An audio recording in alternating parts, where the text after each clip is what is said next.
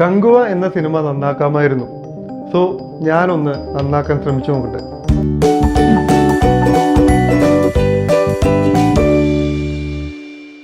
ഞാൻ കങ്കുവ എന്ന സിനിമ കണ്ടപ്പോൾ എനിക്കതിൽ ചില കാര്യങ്ങൾ ഇഷ്ടപ്പെട്ടു, പക്ഷെ ചില കാര്യങ്ങൾ ഇഷ്ടപ്പെട്ടില്ല. സോ എനിക്ക് ഇഷ്ടപ്പെട്ട കാര്യങ്ങൾ അതേപോലെ നിലനിർത്തിക്കൊണ്ട് അതിൽ മാറ്റം വരുത്തേണ്ട കാര്യങ്ങൾ മാറ്റം വരുത്തിക്കൊണ്ട് ഈ സിനിമയുടെ മുഴുവൻ കഥയും ഞാനൊന്ന് നരേറ്റ് ചെയ്യാം. സോ സിനിമ തുടങ്ങുന്നത് ഇപ്പോൾ ഉള്ളതുപോലെ തന്നെ ഒരു മോഡേൺ ആയ കാലഘട്ടത്തിൽ തന്നെയാണ്. അവിടെ നമ്മുടെ നായകനെ ഇൻട്രൊഡ്യൂസ് ചെയ്യുന്നു. നായകൻ്റെ പേര് ഫ്രാൻസിസ് ഒരു ബൗണ്ടി ഹണ്ടറാണ്. ഇയാൾക്കൊരു കാമുകിയുണ്ട്. ഈ കാമുകിയാണ് ഏഞ്ചല. നമ്മൾ സിനിമയിലുള്ള പോലെ എക്സ് ലവർ അല്ല, അയാളുടെ നിലവിലെ ലവർ തന്നെയാണ് ഏഞ്ചല. സോ ഏഞ്ചല ഇയാളെ ഈ കാര്യത്തിലൊക്കെ ഹെൽപ്പ് ചെയ്യുന്നുണ്ട്. ഈ ബൗണ്ടി ഹണ്ടിങ്ങിൽ നമ്മൾ സിനിമയിൽ കാണിച്ച പോലെ പിടിച്ചത് നാന്താൻ മുടിച്ചത് നാന്താൻ അമ്മാതിരി പരിപാടികളൊന്നുമില്ല. ഈ സൈഡ് ക്യാരക്ടേഴ്സും ഇല്ല, ഇവർ രണ്ടാളും ഉള്ളൂ. ഈ ഒരു ബൗണ്ടി ഹണ്ടറായ ക്യാരക്ടറിന്റെ പ്രത്യേകത എന്താണെന്ന് വെച്ചാൽ ഇയാൾക്ക് യാതൊരുവിധ എത്തിക്സോ കമ്മിറ്റ്മെന്റോ സെന്റിമെന്റ്സോ ഒന്നുമില്ല. അയാളുടെ ലൈഫിൽ നടന്നിട്ടുള്ള ഒരുപാട് കാരണങ്ങൾ കൊണ്ടാണ് ഇയാൾ ഇങ്ങനത്തെ ഒരു വ്യക്തിയായി മാറിയത്. സോ ആദ്യത്തെ ഇയാളുടെ ഒരു ബൗണ്ടി ഹണ്ടിങ് സീനിൽ തന്നെ ഇയാളുടെ ഈ ക്യാരക്ടർ വ്യക്തമാവണം. ഒരു ഫാമിലിയിലെ ഒരു മെമ്പറെ വെച്ച് ഒരു നുണ പറഞ്ഞ് ഒരാളെ പറ്റിച്ചിട്ടാണ് ഈ ബൗണ്ടി ഹണ്ടർ ആദ്യത്തെ ഒരാളെ അറസ്റ്റ് ചെയ്യുന്നത്. അപ്പൊ ഈ ഒരു സീനിൽ ഭയങ്കര ഇമോഷണൽ ആയ ഒരു സിറ്റുവേഷനിൽ നിന്നും ഒരാളെ അറസ്റ്റ് ചെയ്ത് കൊണ്ടുപോകുമ്പോൾ ഏഞ്ചല ചോദിക്കുന്നുണ്ട്, നിങ്ങൾ ഇത്ര ക്രൂരമായിട്ട് ഇങ്ങനെ ചെയ്യേണ്ട കാര്യമുണ്ടോ എന്നുള്ളത്. അവൻ പറയുന്നത് ഈ കാര്യത്തിൽ എൻ്റെ ലൈഫ് എന്നെ പഠിപ്പിച്ചതാണ്, ഇവിടെ യാതൊരു സെന്റിമെന്റ്സിനും സ്കോപ്പില്ല. അങ്ങനെ ഇയാൾ കൊണ്ടുകൊടുക്കുന്നു, ഇയാൾക്കുള്ള പണം കിട്ടുന്നു. ദെൻ ഇയാൾ എന്തിനീ പണം ഉണ്ടാക്കുന്നു എന്ന് ചോദിച്ചു കഴിഞ്ഞാൽ he has A motive in his life. രാജ്യം വിട്ടു പോകണം, അതാണ് അയാളുടെ ഏറ്റവും വലിയ ഡ്രീം. അതിനുള്ള പണം അയാളുടെ ഇല്ല. അത് ഉണ്ടാക്കാനാണ് അയാൾ ഈ ബൗണ്ടി ഹണ്ടിങ് ചെയ്യുന്നത്. അതൊരു എമൗണ്ട് ആയിക്കഴിഞ്ഞാൽ ഇയാൾ ഈ നാട് വിട്ടു പോകും. അപ്പോൾ ആ നാട്ടിൽ അവിടെ ജീവിക്കുന്നതിനെ കുറിച്ചുള്ള സ്വപ്നങ്ങളൊക്കെ ഇയാൾ ഏഞ്ചലിൻ്റെ അടുത്ത് ഷെയർ ചെയ്യുന്നൊക്കെ ഉണ്ടാവും. അങ്ങനെ ഇയാളുടെ ലൈഫിലേക്ക് ഈ ബീറ്റ എന്ന് പറയുന്ന ഈ ഒരു പയ്യനെ പിടിക്കാനുള്ള ടാസ്ക് ഇയാൾക്ക് വരുന്നു. അപ്പോൾ ഈ ബീറ്റ ഈ ഒരു റിസർച്ച് ഫെസിലിറ്റിയിൽ നിന്ന് ഓടിപ്പോകുന്നൊന്നും കാണിക്കണമെന്നില്ല. ബീറ്റയെ നമുക്ക് ഒരു മിസ്റ്ററി ആയിട്ട് തന്നെ കാണിക്കാം. ബീറ്റ എന്ന് പറഞ്ഞൊരു പയ്യൻ അങ്ങനെ ഒരു ബീറ്റയെ അന്വേഷിക്കുന്നു, ബീറ്റയെ പിടിക്കുന്നു. ഇവനെ കൊണ്ടുപോകുമ്പോൾ നേരത്തെ ആ സിനിമയെ കാണിച്ച പോലെ അവന് ഈ എപ്പിലെപ്സി പോലെ എന്തോ ഉണ്ടാവുന്നു. അങ്ങനെ അവനെ ഹോസ്പിറ്റലിൽ കൊണ്ടുപോകുന്നു. അപ്പോഴാണ് ഇവൻ്റെ ബ്രെയിനിൽ ഇത്രയും സ്ട്രെയിഞ്ച് ആയിട്ടുള്ള ചില പാറ്റേൺസ് ഒക്കെ ഡോക്ടർ കണ്ടുപിടിക്കുന്നത്. സോ എഗെയിൻ ഇവിടെ മിസ്റ്ററി കൂടി വരും. എന്താണ് ഈ പയ്യൻ, എന്തുകൊണ്ട് ആളുകൾ ഇവന് വേണ്ടി പിന്നാലെ നടക്കുന്നു എന്നുള്ളത് നമ്മൾ റിവീൽ ചെയ്യാതെ അതിങ്ങനെ കീപ്പ് ചെയ്ത് പോവുക. എന്താണ് ഇവൻ്റെ മിസ്റ്ററി എന്നുള്ളത് കാണിക്കരുത്. ഇവിടുത്തെ വിഷ്വൽസ് ഒക്കെ മോഡേൺ ആക്കി വെച്ചിട്ട് ഇവരുടെ റിലേഷൻഷിപ്സും സോങ്ങും കാര്യമൊക്കെ വെക്കാം എന്നുള്ളത് ഞാൻ പറയാൻ കാരണം മഗധീര എന്ന് പറയുന്നത് ഒരു വളരെയധികം വിജയിച്ചൊരു സിനിമയാണ്. ആ സിനിമ കാണുകയാണെങ്കിൽ തുടക്കത്തിൽ കുറച്ചധികം സമയത്തേക്ക് അതൊരു പക്ക തെലുഗു കൊമേഴ്ഷ്യൽ സിനിമയുടെ കാര്യങ്ങളാണ് അതിൽ കാണിക്കുന്നത്. ഹർഷയും ഇന്ദുവും തമ്മിലുള്ള ഒരു പ്രേമം, ഇവനെ തൊട്ട് നോക്കുമ്പോഴാണ് സ്പാർക്ക് കിട്ടുന്നത്. ആ സ്പാർക്ക് എന്താണെന്ന് അറിയാതെ മറ്റു പെൺകുട്ടികളെയൊക്കെ ഇവൻ തൊടാൻ നടക്കുന്നുണ്ട് സ്പാർക്ക് കിട്ടാനായിട്ട്. അതിന് വേണ്ടി ഒരു സോങ് ഉണ്ട്, പിന്നെ ആക്ഷൻ സീക്വൻസ് ഉണ്ട്, കോമഡി സീക്വൻസ് ഉണ്ട്. സോ അതൊക്കെ ഒരു പക്ക കൊമേഴ്ഷ്യൽ സിനിമയുടെ ഒരു വൈബിൽ അത്തരമൊരു സിനിമ കാണാൻ വരുന്ന ഒരാൾക്കാർ ഇരുന്ന് കണ്ടോളും. സോ അതുകൊണ്ടാണ് ഞാൻ പറഞ്ഞത് തുടക്കത്തിൽ ഇത്രയും കാര്യങ്ങൾ നമുക്ക് ഇങ്ങനെ കാണിച്ചു പോകാം. അങ്ങനെ ഇരിക്കെ ബീറ്റയെ ഹാൻഡ് ഓവർ ചെയ്യേണ്ട ടൈം വരുന്നു. പക്ഷേ അന്ന് രാവിലെ നോക്കുമ്പോൾ ബീറ്റ മുറിയിലില്ല. നോക്കുമ്പോൾ ഏഞ്ചലിനെയും കാണാനില്ല. പക്ഷേ ഇവൻ ഈ ബീറ്റയുടെ ദേഹത്ത് ഒരു ട്രാക്കിംഗ് ഡിവൈസ് ഇഞ്ചെക്ട് ചെയ്തിട്ടുണ്ട്. ഇവൻ എവിടെ ഉണ്ടെന്ന് അവന് മനസ്സിലാവുന്നു. അങ്ങനെ ഫ്രാൻസിസ് ബീറ്റയെ അന്വേഷിച്ച് ആ സ്പോട്ടിലെത്തുന്നു. അവിടെ എത്തുമ്പോഴാണ് അവന് മനസ്സിലാവുന്നത് ഏഞ്ചലയാണ് ബീറ്റയെ തട്ടിക്കൊണ്ടുപോയത്. കാരണം ആരാണോ ഹാൻഡ് ഓവർ ചെയ്യുന്നത് അവർക്ക് ആ പണം കിട്ടും. അവിടെ വെച്ച് ഏഞ്ചല ഫ്രാൻസിസിനെ ട്രാപ്പ് ചെയ്തിട്ട് ഈ കുട്ടിയെ മറ്റേ ടീമിനെ ഹാൻഡ് ഓവർ ചെയ്യാനായിട്ട് നിൽക്കുന്നു. അപ്പോൾ അവിടെ വെച്ചിട്ട് ഏഞ്ചല പറയുന്നുണ്ട്, നീ തന്നെയല്ലേ എന്നെ പഠിപ്പിച്ചത്, ജോലിയുടെ കാര്യം വരുമ്പോൾ കമ്മിറ്റ്മെൻറ്റോ സെൻറ്റിമെൻറ്റ്സിൻ്റെ ഒന്നും ആവശ്യമില്ല എന്നുള്ളത് ഇവൾ അവൻ്റെ മുഖത്തേക്ക് പറയുന്നു. ഫ്രാൻസിസ് ഒരു പുച്ഛച്ചിരിയോടെ ഇത് കേട്ടോണ്ടിരിക്കുന്നു. അങ്ങനെ ബീറ്റയെ വേണം എന്ന് ബൗണ്ടി ഇട്ട ആൾക്കാർ വരുന്നു. അവർക്ക് ഏഞ്ചല ബീറ്റയെ ഹാൻഡ് ഓവർ ചെയ്യുന്നു. അപ്പോൾ അവിടെ ഫ്രാൻസിസ് ഉണ്ട്. ഫ്രാൻസിസ് അവരോട് ചോദിക്കുന്നു, നിനക്ക് എന്തിനാണ് ഇവനെ ഇത്രയും പൈസ കൊടുത്ത് നീ എന്തിനാണ് വാങ്ങുന്നത്? അപ്പോൾ അയാൾ പറയുന്നത്, നിന്നോട് എനിക്ക് എക്സ്പ്ലെയിൻ ചെയ്യണമെന്നില്ല, ബട്ട് സ്റ്റിൽ ഞാൻ പറയാം, ഇവൻ എന്താ ചെയ്യാൻ പോകുന്നതെന്ന് എനിക്കറിയില്ല. ഇവന് വേണ്ടി വലിയൊരു എമൗണ്ട് ഒരാൾ എനിക്ക് ഓഫർ ചെയ്തിരുന്നു. ഞാൻ അതിൻ്റെ സബ് കോൺട്രാക്റ്റ് മാത്രമാണ് എടുത്തത്. ഞാൻ ഇനി ഇവനെ അവർക്ക് ഹാൻഡ് ഓവർ ചെയ്യും. അവരെന്താണെന്ന് വെച്ചാൽ ചെയ്തിട്ട് എനിക്ക് നല്ലൊരു എമൗണ്ട് കിട്ടും. ഇത് കേൾക്കുമ്പോൾ അവിടെ വെച്ച് ഫ്രാൻസിസ് നമ്മൾ സിനിമയെ കണ്ടവർ തന്നെ മേ ബി ഇയാളുടെ വിരലുകൾ ഒടിച്ചിട്ട് കൈ പുറത്തെടുക്കുന്നു. ദെൻ അവിടെ ഒരു ഗംഭീര ആക്ഷൻ സീക്വൻസ്. അങ്ങനെ ഈ ഒരു ബീറ്റയെ കൊണ്ടുവരാൻ വന്ന എല്ലാവരെയും ഫ്രാൻസിസ് ഇടിച്ച് തോപ്പിക്കുന്നു. അവിടെ നിന്ന് ബീറ്റയെ അയാൾ രക്ഷിച്ചു കൊണ്ടുവരുന്നു. പക്ഷേ ഈ ഫൈറ്റ് കഴിയുമ്പോൾ ഈ ഫ്രാൻസിസ് ചെന്നിട്ട് ഈ ബൗണ്ടി ഏൽപ്പിച്ച ആളെ ബ്ലാക്ക് മെയിൽ ചെയ്ത് അവൻ്റെ തലയ്ക്ക് തോക്ക് വെച്ചിട്ട് ചോദിക്കുന്നുണ്ട്, നിന്നെ ഈ വർക്ക് ഏൽപ്പിച്ചവൻ്റെ കോൺടാക്റ്റ് എനിക്ക് വേണമെന്ന്. എന്നിട്ട് അയാളെ ഫോൺ ചെയ്യുന്നു. എന്നിട്ട് പറയുന്നു, നിങ്ങൾ ഉദ്ദേശിക്കുന്ന ബീറ്റ എൻ്റെ കയ്യിലുണ്ട്, സോ ഇനി ഡയറക്റ്റ് ഡീലാണ്.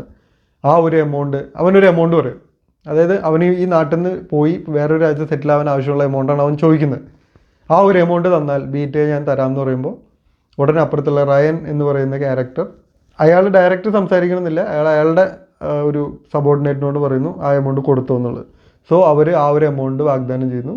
നെക്സ്റ്റ് ഇന്ന ഡേറ്റിൽ ഞാൻ ഇവനെ കൊണ്ട് തരാം, ബീറ്റയെ ഞാൻ നിങ്ങളെ ഏൽപ്പിക്കാം എന്ന് ഫ്രാൻസിസ് പറയുന്നു. സോ ഈ സമയത്ത് ഈ പയ്യൻ്റെ പെർസ്പെക്റ്റീവിൽ ഫ്രാൻസിസ് കങ്കുവയായിട്ട് മാറുന്നു. കങ്കുവയുടെ സ്റ്റോറി സ്റ്റാർട്ട് ചെയ്യുന്നു. സോ അവിടെ വെച്ചാണ് ഇവൻ ഇത് കങ്കുവയാണ് എന്ന് റിയലൈസ് ചെയ്യുന്നുള്ളൂ. അതായത് തുടക്കത്തിലേയുള്ള ഈ ട്രെയിനും ചുവർച്ചിത്രമൊന്നും വേണ്ട, ഈ പോയിന്റിൽ വെച്ച് അവൻ റിയലൈസ് ചെയ്യുന്നു. ദെൻ കങ്കുവയുടെ കഥ സ്റ്റാർട്ട് ചെയ്യുന്നു. കങ്കുവയുടെ കഥ സ്റ്റാർട്ട് ചെയ്യുന്നിടത്ത് എങ്ങനെയായിരുന്നു, 5 ദ്വീപുകളുണ്ട്. ഈ 5 ദ്വീപുകളെ 5 തീമാണ്, 5 തരത്തിലാണ് അവർ ലൈഫ് സ്റ്റൈൽ വരുന്നത്. അവിടേക്ക് റോമാക്കാർ ഈ 5 ദ്വീപുകളെ കീഴടക്കാൻ വരുന്നു. അവർ ഈ കൂട്ടത്തിൽ ഒരാൾക്ക് കുറച്ച് പണം കൊടുത്തിട്ട് ഇവരെ ചതിച്ച് കൊല്ലാനായിട്ട് പ്ലാൻ ചെയ്യുന്നു. അവിടെയാണ് ഒരു പ്രശ്നം. ഈ പണം കൊടുക്കുമ്പോൾ ഇതിൻ്റെ ട്രോളുകൾ നിങ്ങൾ കാണും, കുറേ ആരോ റൂട്ട് ബിസ്ക്കറ്റ് വെച്ചിട്ടാണ് ഇയാളെ കൊണ്ട് ഇത് ചെയ്യിച്ചതെന്നൊക്കെ പറഞ്ഞിട്ട്. ഇവിടെ ഉള്ളൊരു പ്രോബ്ലം, നമ്മൾ ഈ 5 ദ്വീപുകളും അവരുടെ ലൈഫ് സ്റ്റൈലും കാണിക്കുന്നിടത്ത് എവിടെയും പണം വെച്ചിട്ടുള്ള ഒരു ഇടപാട് കാണിക്കുന്നില്ല. അപ്പം അങ്ങനെയുള്ള ആൾക്കാർക്ക് കുറച്ച് സ്വർണ്ണ നാണയം കൊടുത്തു കഴിഞ്ഞാൽ അവൻ്റെ ഉപയോഗം എന്താണ്? അത് വെച്ചിട്ട് അവൻ എന്ത് ചെയ്യും? സോ അവിടെ കൊടുക്കാവുന്ന ഒരു വാഗ്ദാനം വേറൊന്നായിരുന്നു, ഈ ദ്വീപുകളെ ഞങ്ങൾ കീഴടക്കി കഴിഞ്ഞാൽ ഈ റോമാക്കാർക്ക് എപ്പോഴും ഇവിടെ വന്ന് പോകാൻ പറ്റണമെന്നില്ല. സോ ഇവിടുത്തെ ഒരു സാമന്ത രാജാവായിട്ട് നിന്നെ ഞങ്ങൾ വാഴിക്കാം എന്നതായിരിക്കണം അവന് കൊടുക്കുന്ന വാഗ്ദാനം. പിന്നെ ഉള്ള സീക്വൻസുകൾ രസമായിട്ടുണ്ടായിരുന്നു. ഇയാൾ ആദ്യം ഒരു 1000 പേരെ കൊണ്ടുപോകുന്നു, ഇവരെ കൈ വെട്ടിയെടുത്ത് തെളിവ് കാണിക്കുന്നു. കൂട്ടത്തിൽ ഒരാൾ കൈ വെട്ടിയിട്ടിട്ട് മരിച്ചില്ലെന്ന് കാണിച്ചിട്ട് ആ ഒരു കങ്കുവയുടെ ഇൻട്രോ സീൻ എനിക്ക് നന്നായിട്ട് വർക്കായി. കങ്കുവയുടെ എൻട്രി അതേപോലെ തന്നെ ചെയ്യുക.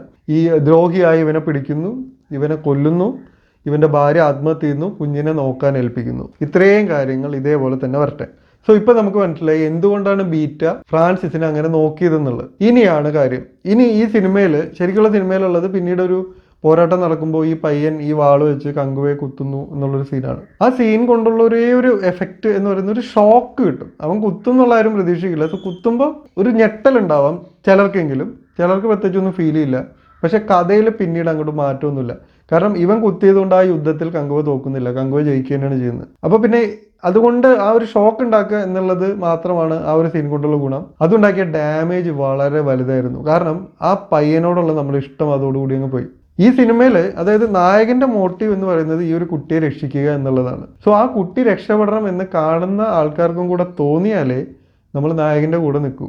ഇവിടെ കങ്കുവ എന്ന ക്യാരക്ടറിനോട് നമുക്ക് ഇഷ്ടമുണ്ട്, പക്ഷെ അയാളുടെ മോട്ടീവിന്റെ കൂടെ നിൽക്കാൻ നമുക്ക് തോന്നാത്തത് ഈ കുട്ടി രക്ഷപ്പെടണമെന്ന് നമുക്ക് തോന്നാത്തത് കൊണ്ടാണ്. സോ ഇവിടെ അഡോപ്റ്റ് ചെയ്യേണ്ടത്, നേരത്തെ നമ്മൾ മഹദീരയിലെ കാര്യം പറഞ്ഞു, അതേപോലെ ഇവിടെ നമ്മൾ അഡോപ്റ്റ് ചെയ്യേണ്ടത് യോധയാണ്.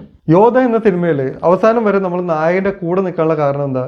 കാരണം നായകന്റെ മോട്ടീവ് എന്ന് പറയുന്നത് നമ്മുടെ റെംബോച്ചയെ രക്ഷിക്കുക എന്നുള്ളതാണ്. ഈ റെംബോച്ചയെ, ഈ ഒരു ഉണ്ണിക്കുട്ടനെ നമുക്ക് തുടക്കം മുതൽ തന്നെ അങ്ങ് ഇഷ്ടപ്പെട്ടു. സോ തൈപ്പറമ്പിൽ അശോകൻ നേപ്പാളിൽ ചെന്ന് ഇത്രയും വലിയൊരു പ്രശ്നത്തിൻ്റെ ഇടയിൽപ്പെട്ട് അയാളുടെ കാഴ്ച വരെ നഷ്ടപ്പെട്ടപ്പോഴും നമ്മൾ ആഗ്രഹിക്കുന്നത് അയാൾ ഇനിയും തിരിച്ചു ചെന്ന് നമ്മുടെ ഉണ്ണിക്കുട്ടനെ രക്ഷിക്കണം എന്നാണ്. കാരണം അക്കോസേട്ടൻ വന്ന് രക്ഷിക്കും എന്നുള്ള പ്രതീക്ഷയോടുകൂടി അവൻ ഇലകൾ എണ്ണി അവിടെ ഇരിക്കുകയാണ്.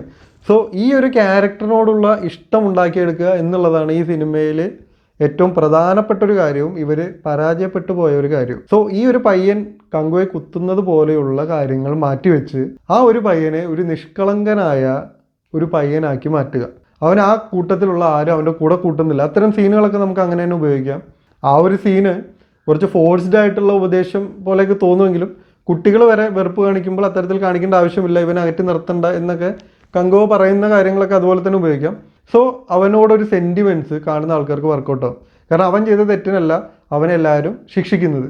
ഈ സമയത്ത് ഇവൻ തിരിച്ച് പ്രതികരിക്കാൻ നിന്ന് കഴിഞ്ഞാൽ ആ ഒരു ഫീല് പോയി, ഇവൻ നിസ്സഹായനായിട്ട് നിൽക്കണം. സോ ആ സമയത്ത് കങ്കുവ അവനെ പ്രൊട്ടക്ട് ചെയ്യാൻ ശ്രമിക്കുന്നു, പക്ഷെ അവൻ്റെ കൂടെയുള്ളവർ ഇവനെ കൊല്ലണം എന്ന് തന്നെ പറയുന്നു. അങ്ങനെ വേറെ വഴിയില്ലാതെ കറുങ്കാട്ടിലേക്ക് ഇവർ രണ്ടുപേരും കൂടെ പോകുന്നു. ഇനി ചെയ്യേണ്ടതാണ് ഏറ്റവും പ്രധാനപ്പെട്ട കാര്യം. കറുങ്കാട് എന്ന് പറയുന്ന സ്ഥലത്തെക്കുറിച്ച് ഇവർ പറയുന്നത് ഇത് ഭയങ്കര ഭീകരമായ ഒരു സ്ഥലമാണ്. അതായത് നാട് കടത്തുന്നവരെ അയക്കുന്ന ഒരു സ്ഥലമാണ്, അവിടെ പോയവരാരും തിരിച്ചു വരില്ല. ഈ രീതിയിലൊക്കെയാണ് ഈ കറുങ്കാടിനെ കുറിച്ച് ഇവർ പറയുന്നത്. പക്ഷെ ഇവിടെ കാണിക്കുന്നത് നല്ല റിലാക്സ്ഡ് ആയിട്ട് പോയി കുറച്ച് ദിവസം നിൽക്കാൻ പറ്റുന്ന ഒരു സ്ഥലമായിട്ടാണ്. അങ്ങനെ കാണിക്കരുത്. കറുങ്കാടിനെ മൊത്തത്തിൽ വേറെ രീതിയിൽ തന്നെ ഡിസൈൻ ചെയ്യണം. സോ കറുങ്കാടിൽ എത്തിക്കഴിഞ്ഞാൽ ഇവർ ഒരുപാട് പ്രശ്നങ്ങളെ ഫേസ് ചെയ്യണം. ഇവർ രണ്ടുപേരും അവിടെ സർവൈവ് ചെയ്യാൻ ഒരു തരത്തിലും സർവൈവ് ചെയ്യാൻ പറ്റുന്നില്ല. രാത്രി ആയി കഴിഞ്ഞാൽ അവിടെ ഒരു ഭയങ്കരമായ ഭീകരാന്തരീക്ഷമായിരിക്കണം. ഉദാഹരണത്തിന് അവിടെ ആദ്യമായിട്ട് വരുന്ന ഒരാൾ ചതുപ്പിൽ പോയി കഴിഞ്ഞാൽ അതിൽ പെട്ടുപോകും, മരിച്ചു പോകും എന്ന് വിചാരിക്കുക. പക്ഷേ ഇവർ അതിൽ നിന്ന് രക്ഷപ്പെടാനുള്ള ഒരു വഴി എങ്ങനെയോ കണ്ടെത്തുന്നു. അതുപോലെ അവിടെ ചില മരങ്ങളുണ്ട്. ഈ മരങ്ങളുടെ ഈ മുള്ളിന് വിഷം ഉണ്ടായിരിക്കും. പിന്നെ ഇതിലൊരു മുതലായിട്ടുള്ള ഫൈറ്റ് കാണിക്കുന്നുണ്ട്. ആ ഒരു മുതല പോരാ, ഒന്നിലധികം മുതലകളുള്ള ഒരു കുളമാണ്. അത് നമുക്ക് അറിയില്ല, പക്ഷെ അങ്ങോട്ട് കാലെടുത്ത് വെച്ചാൽ അപ്പം മുതലകളൊന്ന് അറ്റാക്ക് ചെയ്യും. അവിടെ രക്ഷപ്പെടാനൊരു ഓപ്ഷൻ ഇവർ രണ്ടുപേരും കൂടെ കണ്ടെത്തും. അങ്ങനെ ചുറ്റും അപകടങ്ങളുള്ള ഒരു സ്ഥലമായിട്ട് തന്നെ കറുങ്കാടിനെ കാണിക്കണം. സോ അവിടെ ഇവർ രണ്ടുപേരും പരസ്പര സഹായത്തോടു കൂടി, ചിലപ്പോൾ കങ്കുവ കയറി നിന്നാൽ ഒടിയുന്ന ഒരു മരത്തിൽ കയറി നിന്നാൽ ചിലപ്പോൾ അപ്പുറത്തേക്ക് കാണാൻ പറ്റും. പക്ഷേ കങ്കുവ കയറിയാൽ ആ മരത്തിൻ്റെ ചില്ല ഒടിയും. പക്ഷെ നമുക്ക് പുറവേനെ കയറ്റി നിർത്തി കഴിഞ്ഞാൽ അവൻ നോക്കി പറഞ്ഞു തരും. പതുക്കെ പതുക്കെ അവിടെ എങ്ങനെ സർവൈവ് ചെയ്യണം എന്നുള്ളതാണ് ഇവർ രണ്ടുപേരും കൂടെ ശ്രമിക്കുന്നത്. അങ്ങനെയാണ് ഇവർ തമ്മിലൊരു ബോണ്ട് ഡെവലപ്പ് ആവുന്നത്. അങ്ങനെ ഇവർ രണ്ടുപേരും പരസ്പരം സഹകരിച്ച് സംഭവം സേഫായ ഒരു സ്ഥലത്ത്, ഈ കറുങ്കാട്ടിൽ തന്നെ സേഫായ ഒരു സ്ഥലത്തേക്ക് ഇവർ എത്തിപ്പെടുന്നു. അപ്പോൾ ഇതിനു മുമ്പ് ഉദിരൻ എന്ന് പറയുന്ന ബോബി ഡിയോളിൻ്റെ ക്യാരക്ടറിൻ്റെ മക്കൾ രണ്ടുപേര് കങ്കുവായിട്ടുള്ള ഫൈറ്റിൽ കൊല്ലപ്പെടുന്നുണ്ട്. സോ അയാൾക്ക് ഇവനോട് പകരം വീട്ടണം. സോ അതാണ് നമ്മൾ ഇൻ്റർവെൽ ബ്ലോക്കായിട്ട് കങ്കുവയിൽ വെച്ചിരിക്കുന്നത്. സോ അതിനുശേഷം സെക്കൻഡ് ഹാഫിൽ ഇതിൽ എനിക്ക് ഇഷ്ടപ്പെട്ടൊരു സീനാണ്, ഈ കാട്ടിൽ നിന്ന് പുറത്തു പോകുന്ന സ്ത്രീകളെ ഉദിരൻ്റെ മൂന്നാമത്തെ പുത്രൻ വന്ന് ആക്രമിക്കുമ്പോൾ ഇവർ തിരിച്ചടിക്കുന്നത്. ഗംഭീര ആക്ഷൻ സീക്വൻസ് ആയിരുന്നു. കാരണം നമ്മളവിടെ കങ്കുവയ്ക്ക് എത്താൻ പറ്റില്ല, പക്ഷെ ഇവരെങ്ങനെ രക്ഷപ്പെടുമെന്ന് വിചാരിക്കുന്ന സമയത്ത് ഇവരെ നല്ല രീതിയിലുള്ള ട്രെയിൻ ചെയ്തിട്ടുണ്ടെന്ന് കാണിക്കുന്നു. അങ്ങനെ ഇവർ ഈ മൂന്നാമത്തെ പയ്യനെ കൊല്ലുന്നു. അത് നന്നായിട്ടുണ്ട്. അതിന് ഉദിരൻ തിരിച്ചടിക്കുന്നു, കങ്കുവയുടെ അച്ഛനെ കൊല്ലുന്നു. അത് ഈ സട്ടപ്പാറയും യുദ്ധപ്പാറയും മാറുന്നു. ആ ഒരു കൺസെപ്റ്റൊക്കെ കൊള്ളാം. ഒരു കോമൺ ഗ്രൗണ്ട്, 5 പേർക്കും നിന്ന് എല്ലാവർക്കും അവരവരുടെ ഭാഗം പറയാനുള്ള ഒരു സ്പേസ് അവിടെ ഉണ്ടെന്നൊക്കെ കാണിക്കുന്ന അത്തരം കൺസെപ്റ്റൊക്കെ കൊള്ളായിരുന്നു. അതേപോലെ കങ്കുവയുടെ അച്ഛൻ മരിക്കുന്ന ഒരു സീൻ, അതും എനിക്ക് ഒരുപാട് ഇഷ്ടപ്പെട്ട സീനാണ്. അയാൾ അമ്പേറ്റിട്ടാണ് മരിക്കുന്നത്. അപ്പോൾ അയാൾ ഓടി ഒരു കുന്നിൻ്റെ മുകളിൽ കയറും.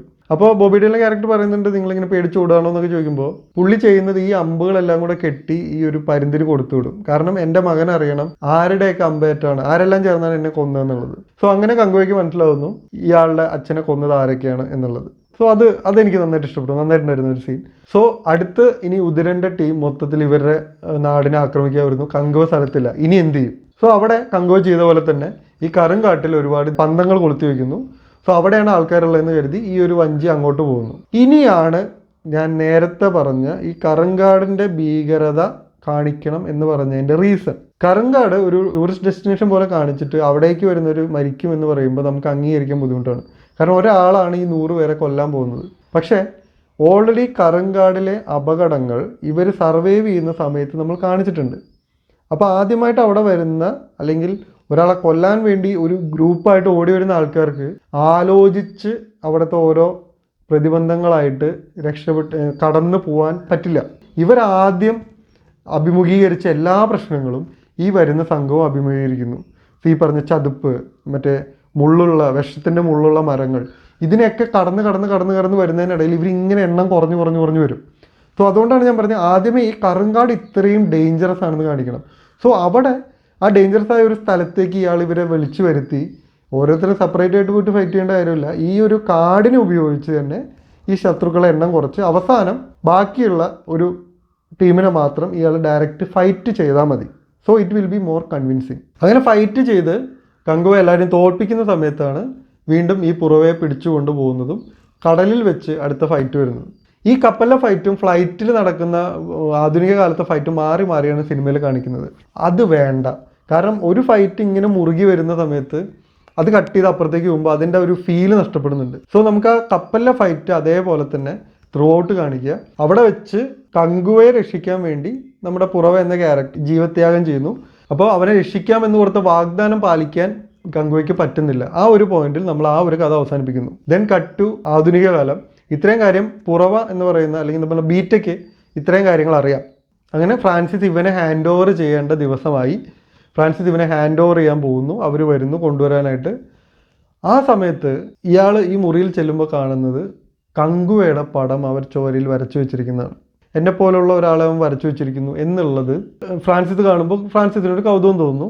ഇനി ഇതേപോലെ പോകുന്നതിന് തൊട്ട് മുമ്പ്, ഇവർക്ക് ഹാൻഡ് ഓവർ ചെയ്യുന്നതിന് തൊട്ട് മുമ്പ് അവൻ ആ ഫ്രാൻസിസിൻ്റെ കൈയെടുത്ത് അവൻ്റെ തലയിൽ വെക്കുന്നു. സോ ആ ഒരു ടച്ചിലാണ് ഇയാൾ പണ്ട് കൊടുത്ത, പഴയ ജന്മത്തിൽ ഇയാൾ കൊടുത്ത വാക്കും അത് നടന്നില്ല എന്നുള്ള കാര്യമെല്ലാം ഓർമ്മ വരുന്നത്. കാരണം ഇവിടെ ഫ്രാൻസിസിനൊരു ഇമോഷണൽ ഡെലിമ കൊണ്ടുവരണം.